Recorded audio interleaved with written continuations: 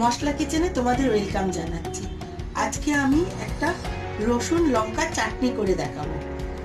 এই চাটনিটা তোমাদের করতে যা যা লাগবে, আমি রসুন নিয়েছি কিছুটা, এবার এগুলো হলো কম ঝাল লঙ্কা, 4টে মতো নিয়েছি, ভেঙে নিয়েছি, আর একটা আমি ঝাল লঙ্কা নিয়েছি, কিছু চিনেবাদাম নিয়েছি, নুন, আর আমার লাগবে তেল।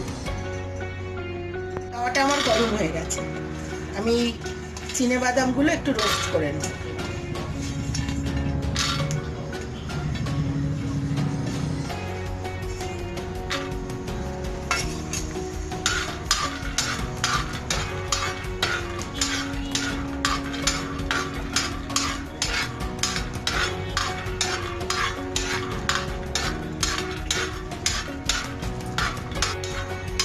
বাদামগুলো আমার রোস্ট হয়ে গেছে, এগুলোকে এবার আমি নামিয়ে নেব।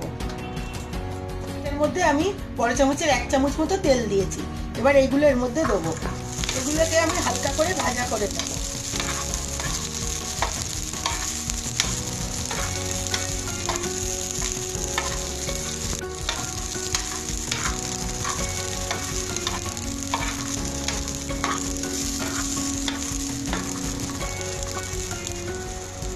আমি গ্যাসটাকে অফ করে দিচ্ছি, এবার এটাকে নামিয়ে আমি ঠান্ডা করব।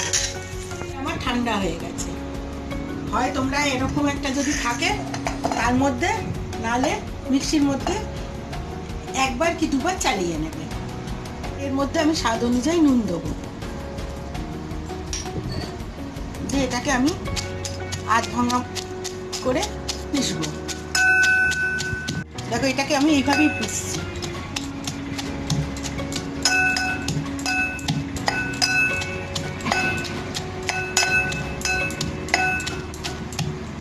হয়ে গেছে, রসুন লঙ্কা চাটনিটা আমার হয়ে গেছে। এই চাটনিটা রুটি দিয়ে খেতে ভীষণ ভালো লাগে, চাইলে তোমরা একটু লেবুও ইউজ করতে পারো। বিশেষ করে জোয়ারের রুটি দিয়ে এটা খুব ভালো লাগে।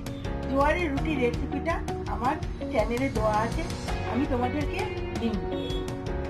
যদি তোমাদের এই চাটনির রেসিপিটা ভালো লেগে থাকে তাহলে তোমরা অবশ্যই এটা লাইক করো, শেয়ার করো এবং সাবস্ক্রাইব করো। ভিডিওটা দেখার জন্য তোমাদেরকে ধন্যবাদ।